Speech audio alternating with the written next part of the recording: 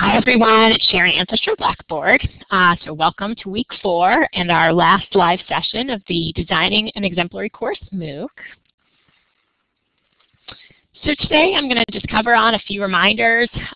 We'll talk about how we're going to be taking this MOOC forward.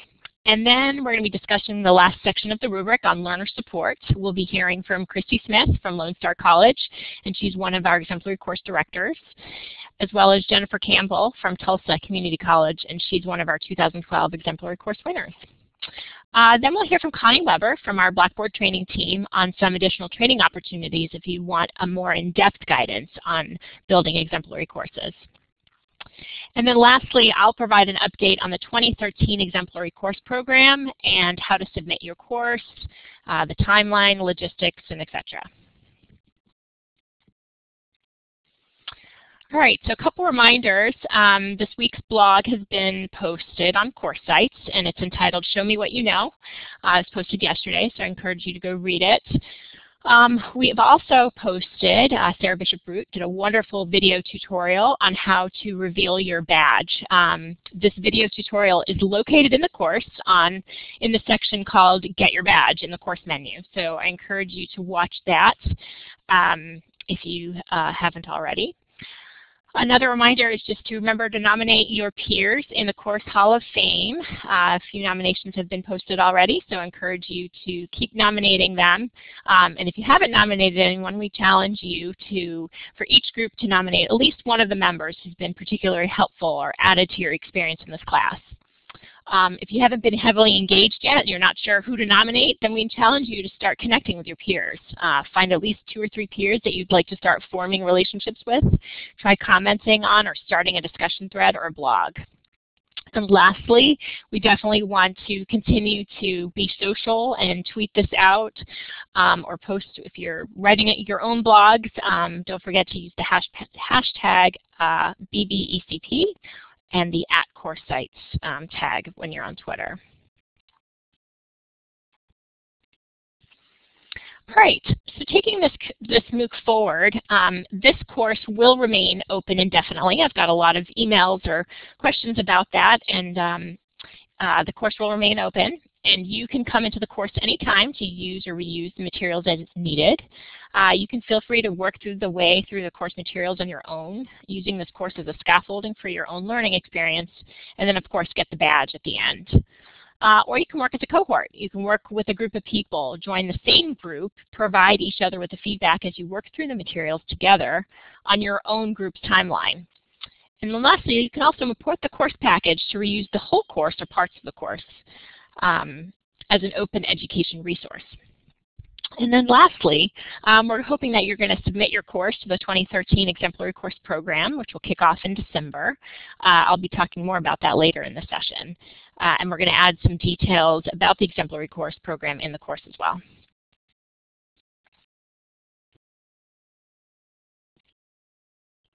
So lastly, I just wanted to say that we are going to be doing a survey on Friday with our announcement email that we send. We will be including a link to a survey. Feedback is really important to us. If you wouldn't mind taking a few minutes and just letting us know how we did. Was this experience helpful? What can we improve? Your feedback is really important and will help us to shape the program in the future. So if you don't mind taking a few minutes to pass us that feedback, that would be great. So at this point, I am going to pass it over to Christy Smith. Christy, are you there? Yes, ma'am, I'm here. Can you hear me? Yes, great. Thank you. Hello, everybody. How are you all? On the screen is our agenda, and we'll begin by introducing ourselves, and then I'll give a brief overview of the topic as it relates to the Exemplary Course Program rubric. And then after that, we'll go into more depth about what learner support should actually include, and then we'll have some highlights from an Exemplary Course winner.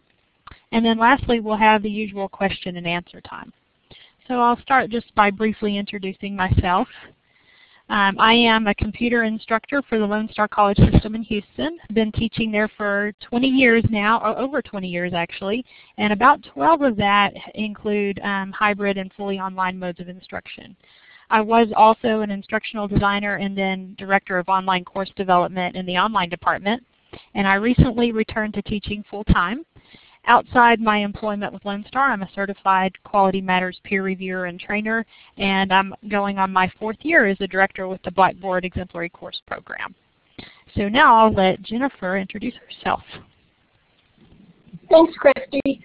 This is Jennifer Campbell, and I'm an associate professor and instructional designer at Tulsa Community College, which basically means that at our school we have faculty who help other faculty, and so that's how my role came about, and so I get released from my teaching responsibilities. So I teach this medical terminology classes, Overload, that I submitted this year, and it received the Blackboard Exemplary Course Award.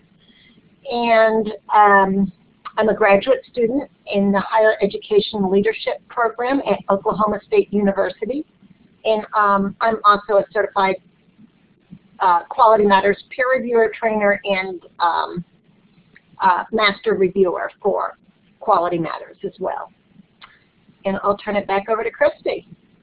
Okay, thanks, Jennifer. So now in the agenda, we're on the overview of learner support. This is as it relates to the ECP rubric. So learner support, the rubric explains it as those elements that directly serve the students. It says here that learner support addresses the support resources made available to students, either within or external to the course environment.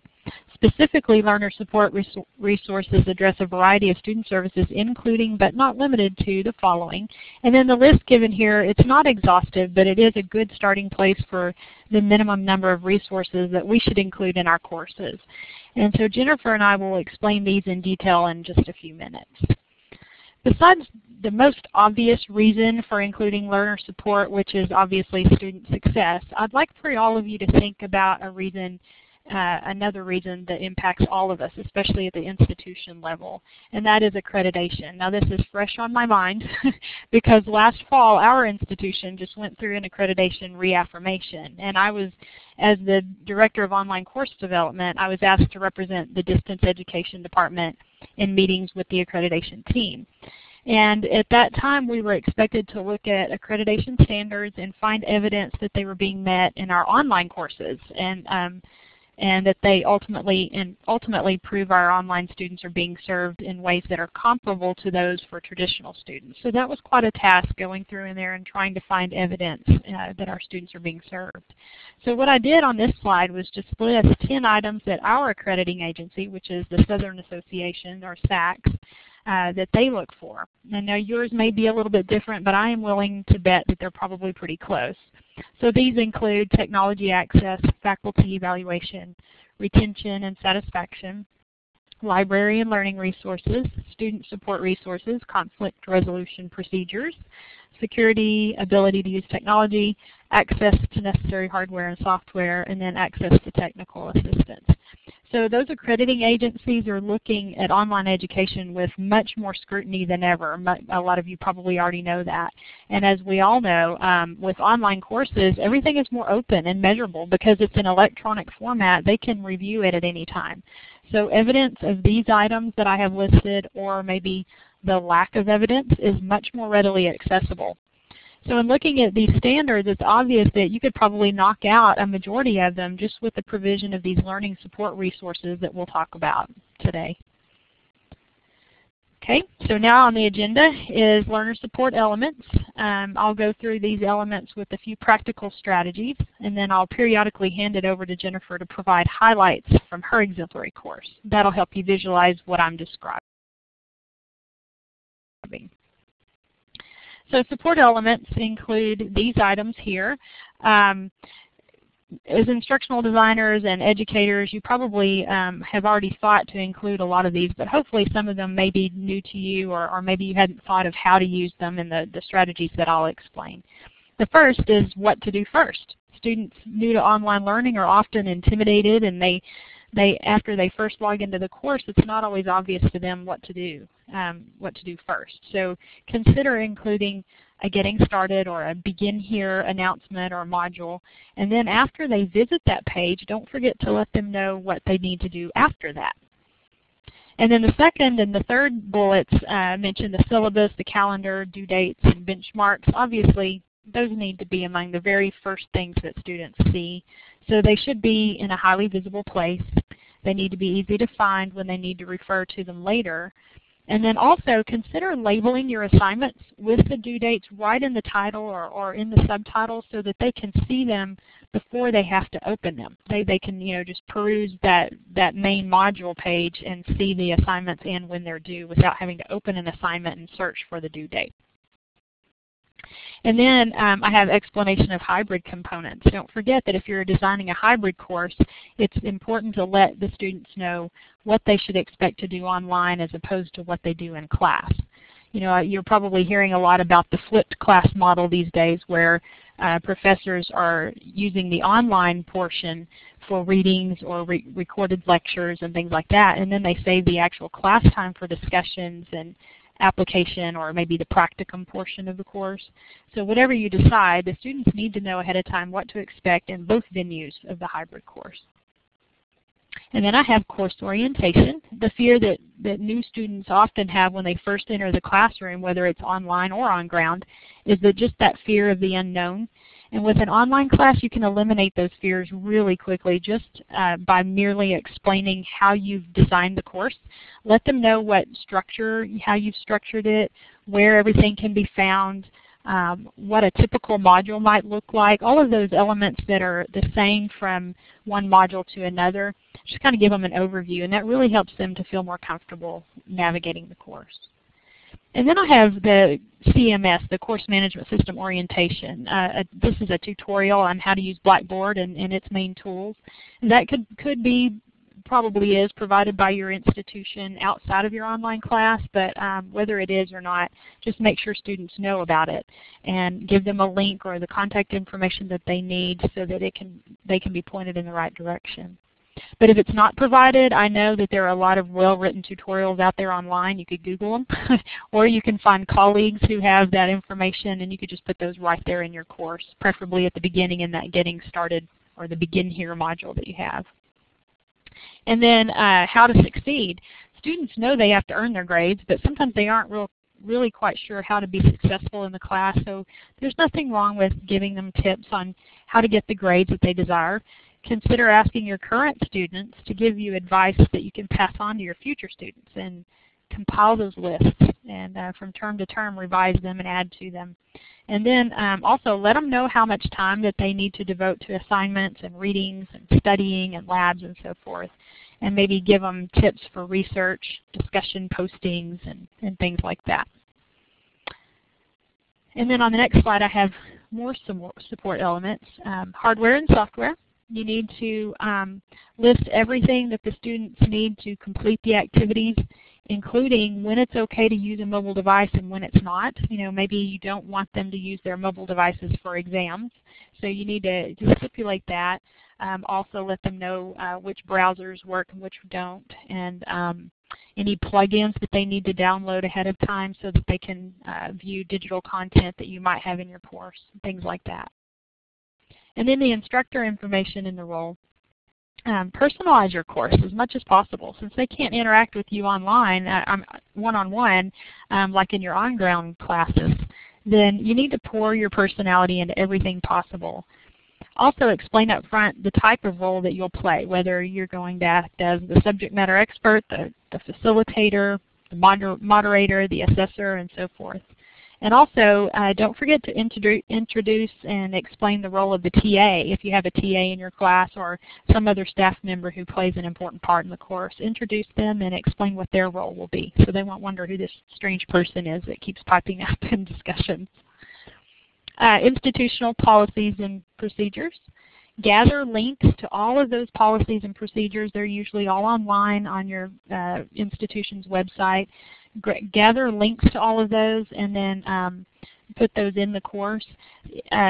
Policies and procedures that are important, and I can say this again because with our accrediting agency, they did specifically ask me where if our online students know where to go for conflict resolution and student activities. They wanted to make sure that they were involved in student activities, so they asked me about those things, and I said, well, I was able to say that we do have links to those items in our courses.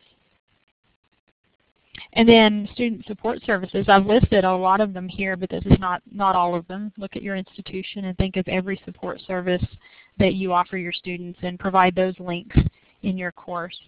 One that, like I mentioned earlier with student organizations, they did ask us how students get involved at a distance with outside of the classroom, and that began all kinds of talks with our student organizations across our campuses, and we're trying to come up with ways that we can involve students in clubs via webinars and things like that. And then library services. At the very least, provide links to your library website, but I consider going further. Better yet, provide access to their online databases, and maybe even consider asking a librarian to be enrolled in your course as a mentor, or to come in as a guest speaker whenever you have term projects or research projects that require the library resources. I know one of our ECP winners this year had a librarian listed along with the instructor as a resource in the course. Technical support, make it clear who to contact for what type of support. You don't want your students contacting you for all kinds of technical support, so give them the contact information for your help desk.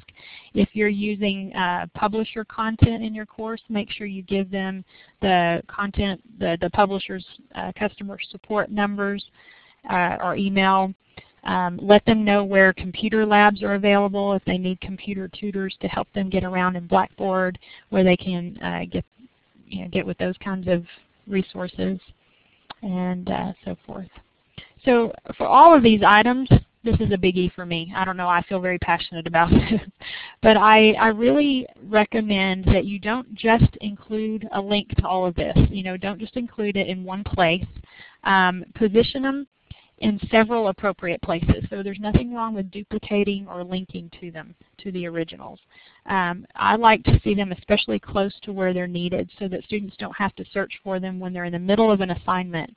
If they're in an assignment and they need to know what the expectations are, and they remember those expectations were in the syllabus, they have to leave the assignment and then go back to the syllabus.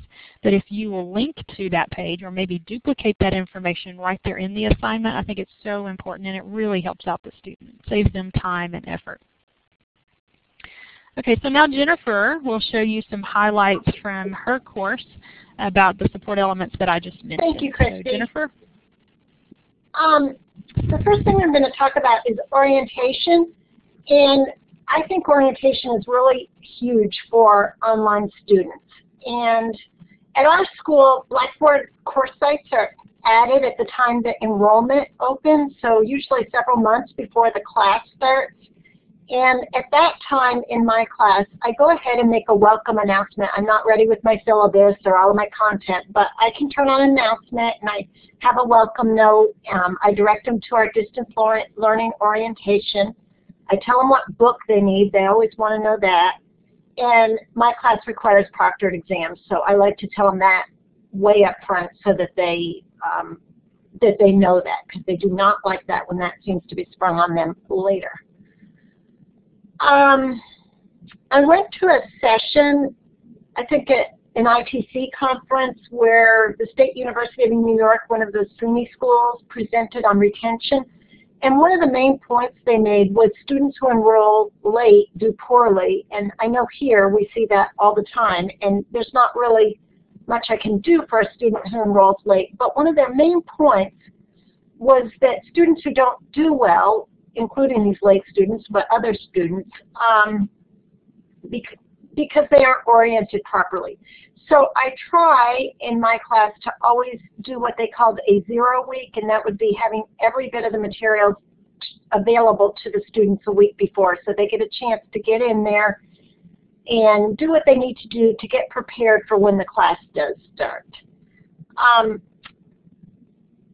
I also have a Start Here area in the course that tells them a little bit about the course structure, some of the really important things that they're going to need to do to get started or to do every week. I have study guides every week, and sometimes they don't find them, so I try hard to make them aware of these. And I let them know how to ask questions in the class, and so that seems to be helpful. And like Christy was mentioning, I do have a Word document that has, it's saved as both Word and PDF, but it has every assignment that's graded listed in one place in the course. And for me, this has been really helpful. I'll tell the students that they should print this one document. They don't print anything else. They should print this one document and keep it in a place where they're going to see it and complete the assignments and make sure that they complete them on time, because of course if they miss any assignments, that can be detrimental to their grade. So this has been helpful to me. And I keep my due dates on this document. I keep them in the grade book, and I display them in the grade book, and I do a weekly overview announcement. I don't put them in the assignments area just because when they start getting in too many places, I worry that if I have to change something that I might miss one of my places. So I keep these in just the couple places where I know that that if I make a change, I just have a little system that I go through and I can get them done, and usually I don't end up with information that's out of sync.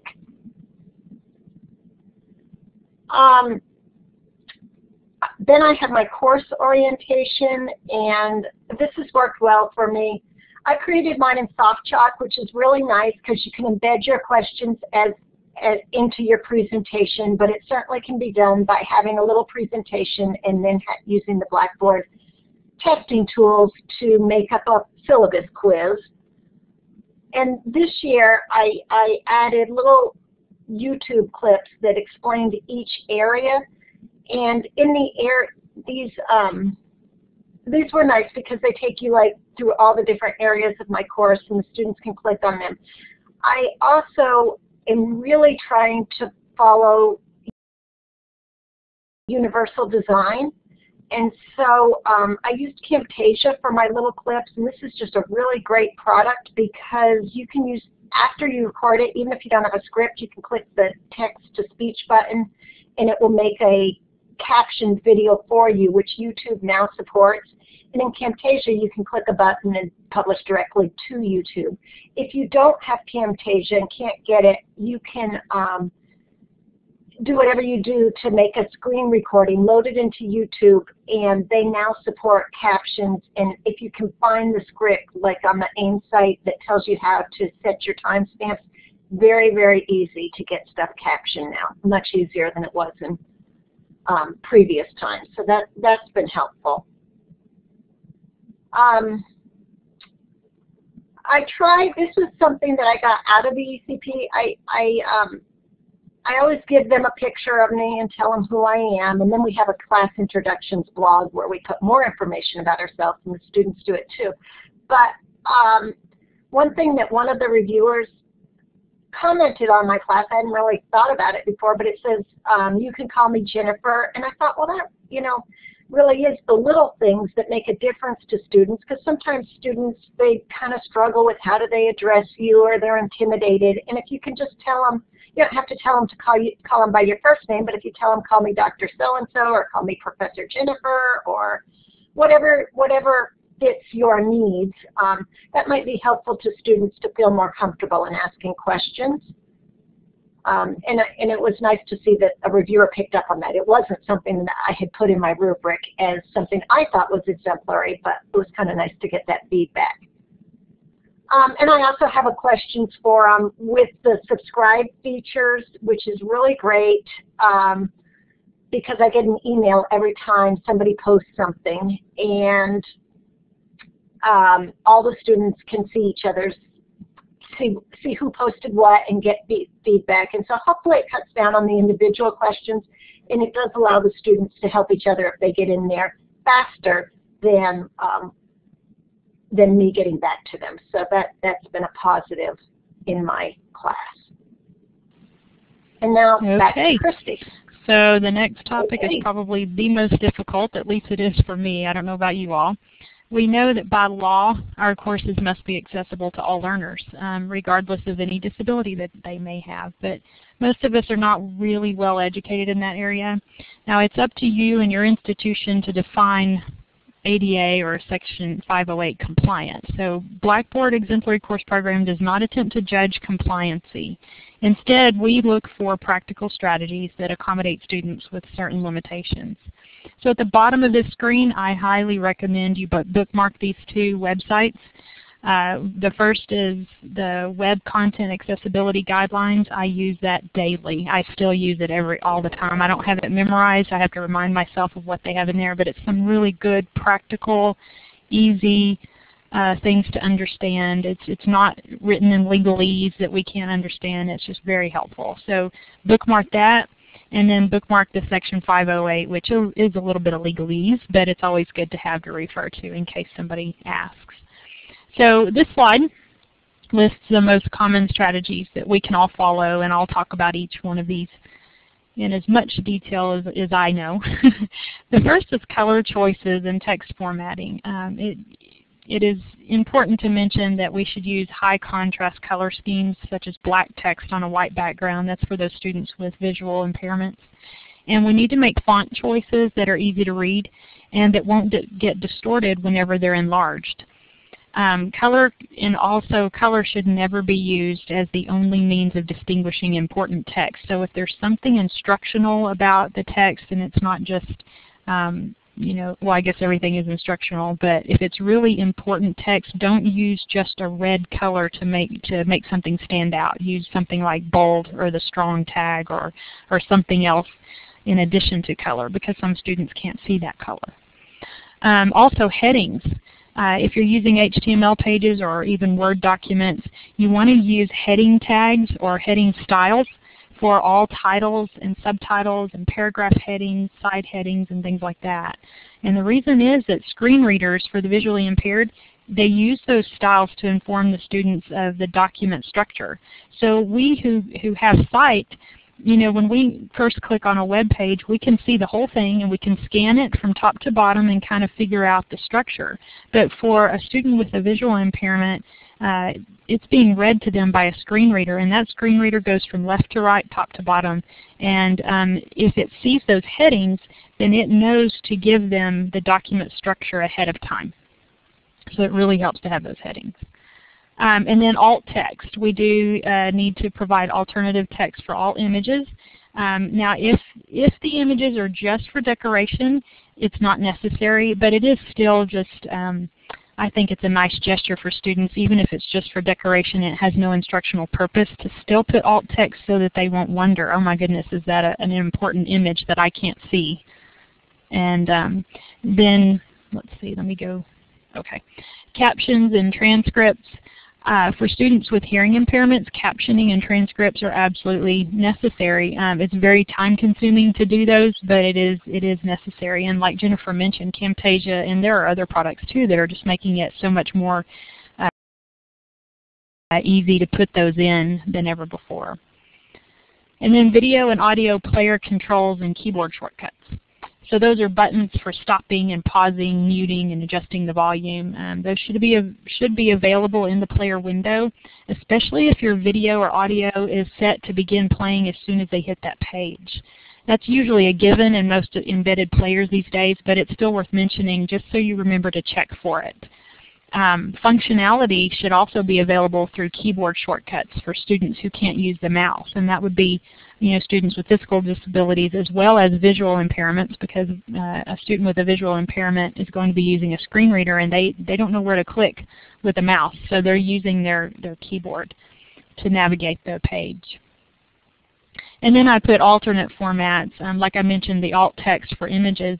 Any instructional content that's not text-based really should have an equivalent text alternative. So diagrams that are images, audio, video, all of those things should, and then pictures that are full of instructional content. If there's a lot of instruction inside a picture, really you should use an alternative page with detailed explanation in that page instead of just alt text.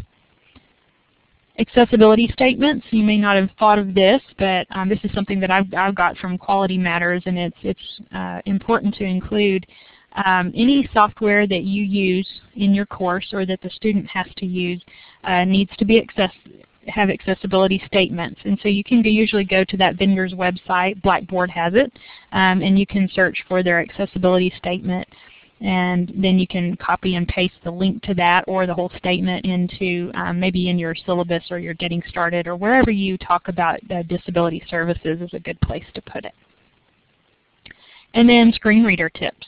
I mentioned a few things about your screen reader, but one thing that I do recommend everybody do at one point or another is to go to your disability services office and ask them to let you experience screen reader software. If you haven't done this, you'll just be amazed at the obstacles that students with visual impairments face.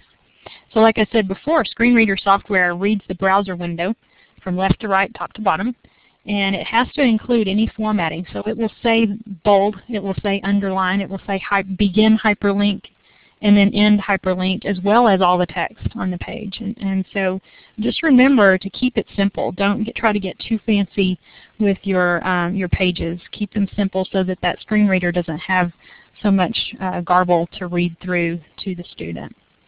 So my main piece of advice here is to refrain from getting too fancy and to keep it simple and have a plain text alternative for all multimedia. I'm going to go to the next slide. Oh, went too fast, I'm sorry. And then not only is there accessibility for students with disabilities, but there's technical accessibility, and that involves all students because some students don't have the software that you may be expecting them to have in order to view the content that you have in your course. So you want to be careful with that. And again, this is not an exhaustive list, but it's good things to start with. First of all, HTML and PDF versus proprietary software. HTML pages are by far the most accessible, technically accessible of all formats because they require no plugins, no proprietary software like Microsoft Office that could be expensive or difficult to download and install. HTML opens directly in Blackboard, and if you format it properly, it's read well by screen readers too. Now PDF files are probably the next best thing because the reader is already installed. You don't have to download anything to read those PDF files. And if you do have to use formats that require students to purchase or download proprietary software to read them, at least consider providing one alternative to that file, such as a PDF. And then Flash and JavaScript issues, just remember that students could be using mobile devices and maybe browsers or computers that don't support Flash, and some JavaScript is not supported. So that content may need to be replaced with another more technically accessible format. File size and bandwidth issues. So avoid using large images or media files like video and audio that take a while to download and or stream. Sometimes you need to put them on a streaming server so that they stream nicely and that they can handle that traffic that's coming in from all of your students. And then integration of digital content. Blackboard makes it so easy, thank goodness, to embed publisher content within a module with those building blocks that they've worked out with publishers. But even if you use those to integrate digital content from the publishers, make sure that your students are given specific information on what to expect when they click on that, and then give them information before they click on it, give them information on how to get back to the module once they've visited that site. And then this is something, the last bullet is something that I've seen happen and not a lot of people think about it, is we try to customize our courses and change the default settings in Blackboard. And when you do that, you run the risk of confusing your students because your institution and Blackboard help documents, your institution's help documents and tutorials may have icons that represent certain tools that if you go and change those icons, then when a student goes to a help file, now they're a little confused. They're looking at one icon in your course and another in the publisher, in the documentation, and they might get a little confused. So just be aware of that when you're designing. Whoops, I'm going backwards. I'm so sorry. All right, so the last item is design feedback. So design feedback is concerned with soliciting student experience and thoughts on how your course was designed so that you can improve it from one term to the next. It's important to do this at certain benchmarks throughout the term so that you can address the issues before it's too late. I know we all probably think about asking for feedback at the end of the term, but if you wait until then your students can't benefit from their own feedback. Only the future students do. Okay, so now Jennifer's going to wrap up with more highlights on the last few items that I mentioned. Okay. As Christy mentioned, having alternate versions of your documents can be helpful. I always do my syllabus in PDF. I used to just publish them in PDF, but sometimes Blackboard has trouble with PDF, and sometimes students don't have readers. And so just to make it work for everybody, it seemed that if I use PDF and Word, everybody could access, and I rarely get people telling me they can't get to my documents. So that helped me. I use journals. I started using them, I think, last year, and I teach a knowledge-based medical terminology class, which might be different than what some of you do. This means that I basically have 16 chapters, and the structure kind of repeats itself each week, and it doesn't always blend to great discussion. And I've tried some constructionist type activities, some group projects, but I've always thought that they were a little bit contrived and didn't really help the student with the primary goal of mastering goals and objectives. But I have found a format that I liked, and that is I use the journal tool, and every week I ask the students, oh, somebody said they lost audio. Do we have a problem? No, I'm still here. I shouldn't look at the board. Okay. All right. I couldn't let that one go. So I guess one person has a problem. Hopefully they can get back in. Okay. So I went to the journal format, and every week I ask them to do a simple task that gives me some clue as to if these people are in the class are studying the way that I think that they should to be successful on the exams, or if they're going in directions that they shouldn't be going. And it gives me the opportunity to give them feedback, and it gives me, I always have kind of not a personal question, but a question that definitely doesn't have a right answer. Like I might ask them to let me know about the structure of the course so far, or if I'll direct them somewhere in the publisher content that I link to and ask them if they found a certain resource and if they liked it and why they did or didn't. So it's always related to the course content. It is a little bit time consuming to grade because I do comment back on each one of them, but I do have a set of, there's usually about 5 or 6 answers that would work for most responses. So I get better and better at having kind of copy and paste answers that can be modified. And I think it's added a lot of engagement, and it's definitely helped me keep a pulse on what my students are doing. So I'm really pleased with the journal tool. And they also have, I don't do a lot of discussion with my medical terminology class. We can get into, do you know anybody with this condition, or do you have this wrong with you? But I tend to avoid those. And so I do a few community building type discussions, and they seem to like them. Some of the people will rate this as the best part about the class. Most of the people, I think they just do it because it's required. But it helps some people. So I do that for some community building and to get information from them. And I definitely get different information when they're working as a class to analyze what they liked or what they thought needed improving in the class as to when they are giving me direct one-to-one feedback.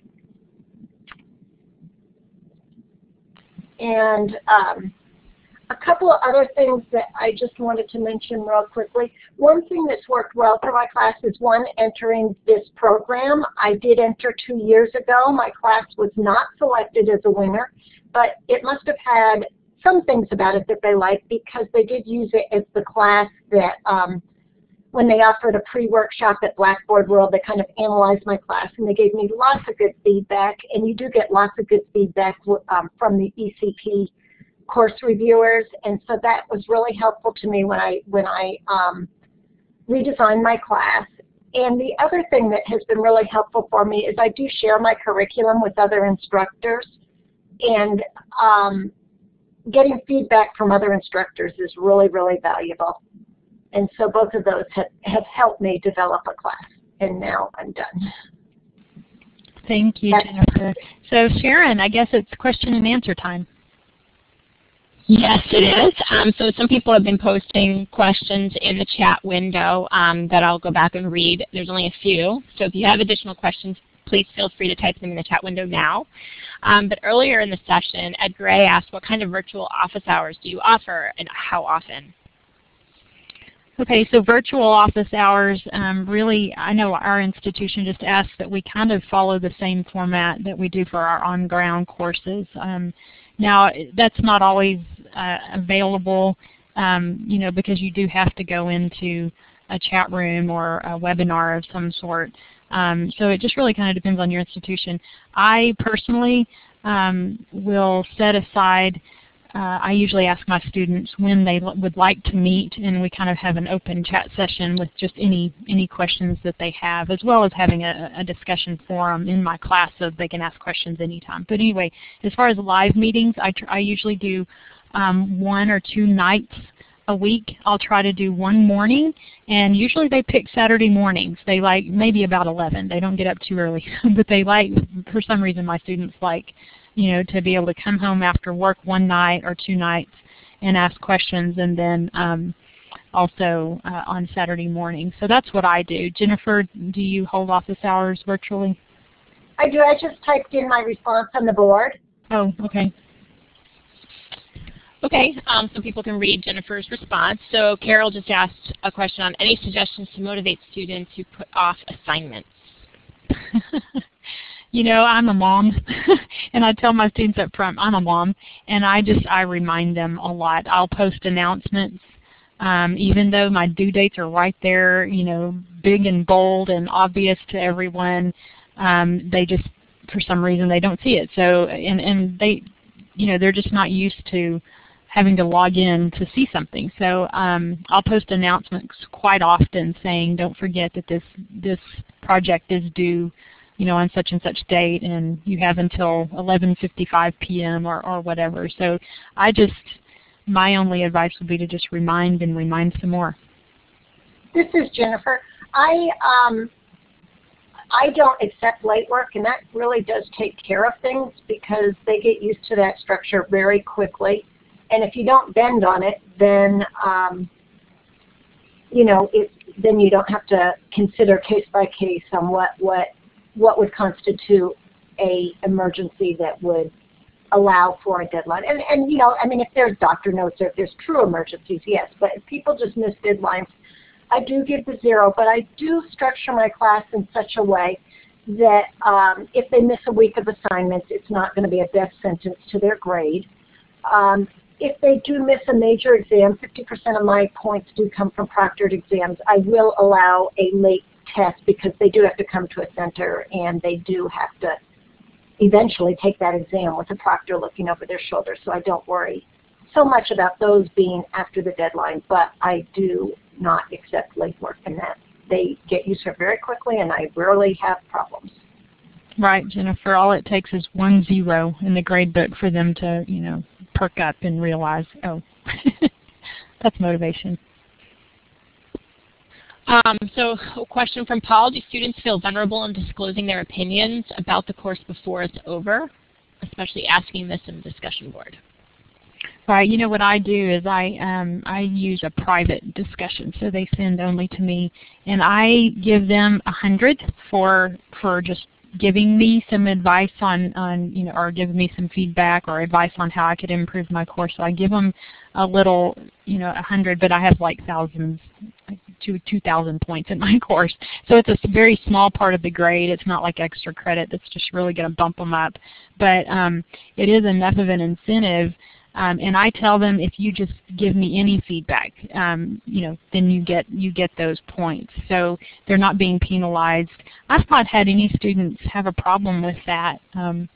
Being afraid that I'm going to take it out on them later if they're honest, because I tell them to be honest. Be brutally honest. I want to know what you're experiencing, and so that I can improve the course. And they appreciate that. So a question from Meg: what techniques do you use to balance support with challenge to encourage autonomy over dependency? I'm sorry, to balance what? Okay, what technologies do you use to balance support with challenge? I lost it. I'm sorry. When you say autonomy over dependency, you mean what is dependency in this case?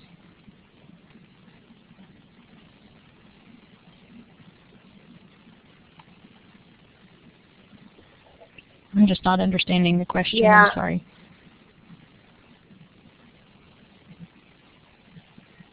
Sort of like, how do we promote critical thinking? And with mine, it is a knowledge-based course. The objectives are to learn medical terms. So mine is a rather lower level on Bloom's taxonomy of learning, and all of my people will go on to medical professions where they get their higher level. I do want them to be able to apply words, and I do have them do their journal assignments where they have to create their questions. They kind of create exam questions. They have to do some things where they're showing that they can use the words. And on the exams, they have to define. They have to do fill in the blanks. They have to do a little bit more than multiple choice and true false.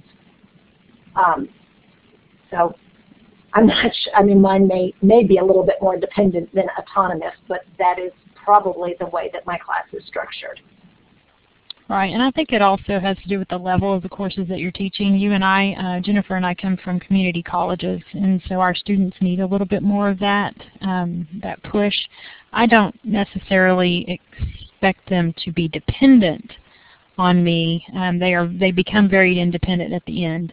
But as far as learner support in general is concerned, if you give them all of that information up front, that's why it's really important in your getting started area to really give them everything that they need to be successful. And then, when they start asking questions, I'm not sure how I'm doing in this class, you can just refer back to what you've already given them, and then kind of leave it up to them to be responsible learners at that point. Okay. Well, thank you both, Christy and Jennifer. That was very great, and thanks for sharing your experience.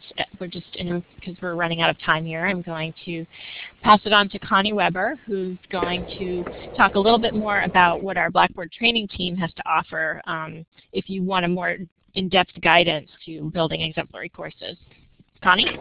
Hello. It looks like I've got audio. Yeah, I want to thank our presenters again for such a great presentation. Checking my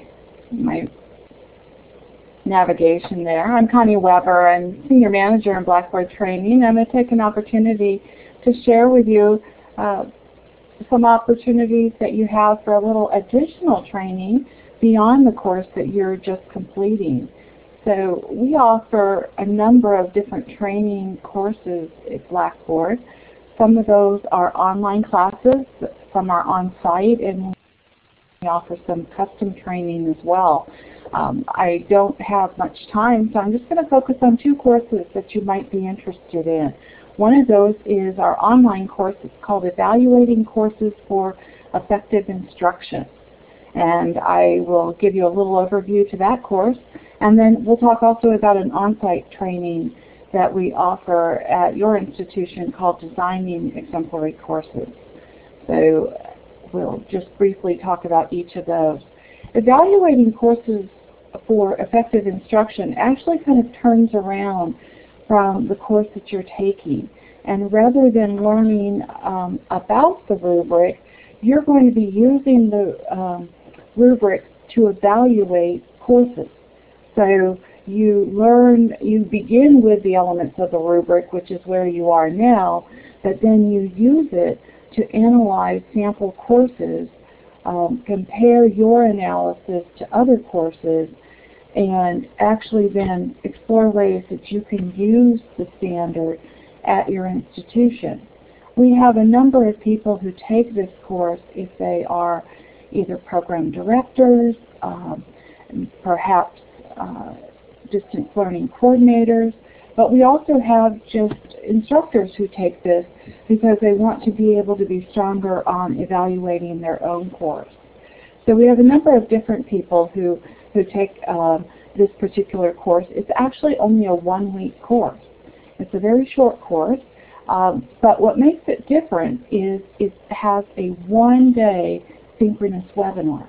So how the course runs is you begin it on Monday by doing some reading. On Tuesday, you have a synchronous session, all day Tuesday, and then you finish up the course Wednesday through Sunday. The course ends and you're done. The course costs $410, and it just happens that the course is going to begin again next Monday. So we actually we run the course about 3 times a year, 3 or 4 times a year. So our next course is beginning on Monday, October 22nd. And then I think our next time that we're running it is going to be, I believe, in February is our next offering of it. So we offer it several times a year, every 3 or 4 months. But it's a popular course. We usually have about 6 to 7, 8 people in the course, but you get a little cohort of people and really get some opportunity to learn how to use the rubric to evaluate courses and particularly to have an impact at your institution. So that is the Evaluating Courses for Effective Instruction. And then our next course, Designing Exemplary Courses, is really very, very different as well. This course is focused on course revision. So we use the rubric to actually make changes to an existing course or to build a course. And we have one of our trainers come to your institution and use the 5 elements of the rubric to make changes to your course. And it focuses on guided development. So the $6,000 is actually for 15 people to take part in a training session.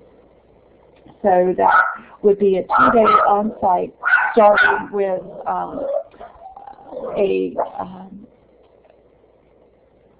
focus on defining exemplary courses and then going through the navigation, the content, the learner achievement in assessments, the collaborative learning environment, and then focusing again on the different types of learner support materials that you would have there. And this particular workshop is usually focused on revision and usually would be after you've already done tool training. You already know how to use Blackboard, and now you're going to be revising one of your courses. So these are our courses that we usually would focus on as a follow-up to the training that you have already had. We have an opportunity for you to learn more about Blackboard training. If you have questions, you can go to training@blackboard.com. And I'm going to back up a couple slides to take you to a website. If you ever want to learn more about our training, you just go to www.blackboard.com/training. We have a number of our training courses available there. Did I have any quick questions in the chat area? I had any up there.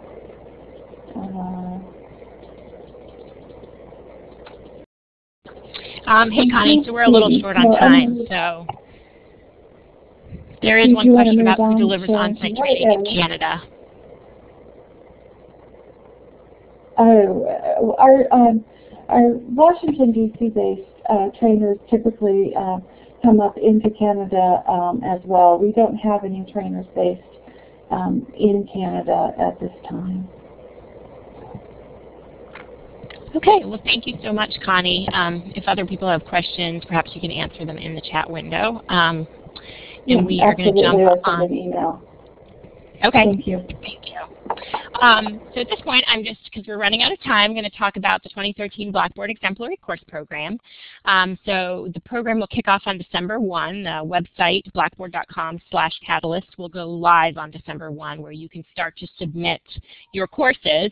We're going to be using the same online submission process that we did last year, where you can go in and start, filling out your submission form, do your self-evaluation, and you can save it, and then you can always go back to it later and submit it. So the submissions are accepted December 1st through February 15th. If you're interested in signing up to be a reviewer, the reviewer sign-up window will be during the same time, and that reviewer sign-up will also be the same link at blackboard.com/catalyst. So just a couple of things on the timeline. So I mentioned the submission window. So the reviews will be conducted February 22nd through March 15th. So those of you who are interested in signing up to be a reviewer, you can, keep that time open. We're going to have reviewer councils, which will be validating the reviews. This will be a new process that we add this year, and that time for the reviewer council will be March 15th to the 29th.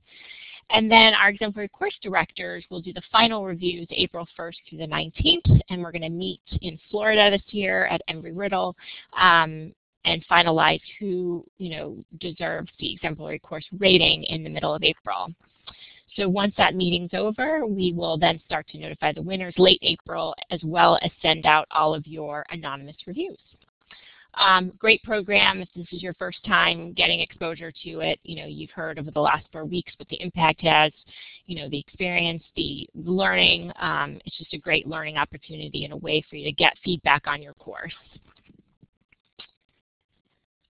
So a couple of just FAQs quickly. How do you get started? Well, the page will go live on December 1. If you're in this MOOC, we're obviously going to send you an email to remind you about it. Is there anything you can do to prepare? So download the sample submission form that's at the website blackboard.com/catalyst now, just to get an idea. The sample submission form that's on the website right now is just a Word version. We have a new online form, so it looks slightly different when it comes time to do that. And obviously download the rubric, which I'm sure most of you have done already, and you can start to think through the self-evaluation of your course. And of course, this MOOC is helping you to prepare yourselves as well. So a couple of just questions that got asked throughout the process last year that I learned is, do I need to provide access to my course? And the answer is yes. You will need to provide a copy of your course without student data. So you can go to your system administrator and ask for a copy for them to archive it for you. Please do not provide us access to a live course. With live student data. A few people did that, and we had to go back and tell them, no, you have to create a copy. And then another question that always gets asked is, how do you show examples of the interaction and collaboration? Because we really need to see evidence of that. And so we ask that you create a folder in this newly copied course titled, for the ECP reviewers, and you place all the evidence in that folder. And that can be anything from copying and pasting a Word document to PDFs to perhaps screencasts, anything like that that shows that evidence of the interaction and collaboration. All right, at this point I'm going to pass it on to Christy, who I believe is going to go over what makes a review successful. So for those of you who are interested in signing up to be a course reviewer in the program. Right. So if you're considering being a reviewer, and we do hope that you will, these are just 3 things that are expected of you. First is completeness. So there are 2 parts to the reviewer form where you give feedback to the course submitter. Reviewers are expected to be thorough in both of those parts. The first section is the actual rubric, where you provide feedback that goes along with how you rated the course for each criterion. And then the second section is overall feedback, where you kind of summarize, you let them know what you thought were their major strengths and maybe an area of improvement. And then next is validation. The course submitter provides evidence when they submit their course and examples that show why they believe their course is exemplary. So it's important for you as a reviewer to look at that evidence and judge whether you agree. And then you should complete your review, using still the rubric criteria. And then thirdly, constructive feedback. This is so important. Like Jennifer said, she submitted her course one year and then did not win, but a lot of people will do that, and they'll use the feedback that they give to improve their course, and then they submit the next year and they do win. We hear this happens quite often. So be sure and use good constructive feedback. We value both positive and constructive feedback there. Okay. And then next, for reviewers, there's a checklist that you need to be familiar with. First is to look at the rubric. You are well on your way having completed this course and becoming intimately acquainted with the rubric. So you've gotten one step ahead of some new reviewers. Also make notes where you might look in a course for particular rubric elements, and think about areas that you might want to tackle first, for instance the syllabus. And then consider doing an informal review of a course at your institution, maybe one of your own courses or a colleague's course or some other course that you might have access to get some practice in before the real thing. Number 2, become familiar with the reviewer's responsibilities. So you're going to go over the form in detail and note the places that you need to provide comments and be prepared to do that. And then number 3, determine how you'll review if working as a team. Some reviewers decide to work as a team. And if you do that, what you do is you review independently, and then you do a comparison across those reviews, combine your comments all into one, and then submit as one with all your comments in one submission. Okay, and then number 4, take a first look. So when you are given the course to look at, you read the submitter's form first to see what the submitter said is exemplary about their course and kind of where to find things. They do a lot of work for you sometimes on this document, so read that first. Highlight the items that you wish to evaluate or to validate, and especially those that they noted as exemplary. And then highlight the things that stand out to you so that you can use those in your overall comments later. Note the level of the course and whether it's hybrid or blended, because all of that does affect instructional strategies sometimes, so be sure and note those things.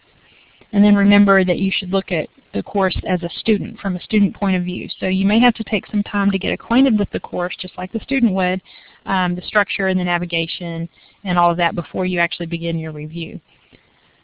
Number 5, budget time for your review. It will take you about 3 to 4 hours per course. So some courses may take longer than others, and especially if you're reviewing several courses, you'll establish a routine and it'll take a little bit less time. So your first course definitely is going to take longer than subsequent courses.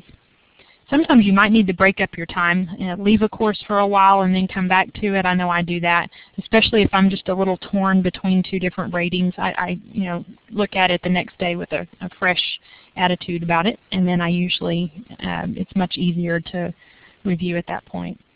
Before it's all over, you'll probably look at a course at least 2 or 3 times. So that's about all I have on being a reviewer. I hope all of you will consider it. It's an educational, it's an inspiring experience for me.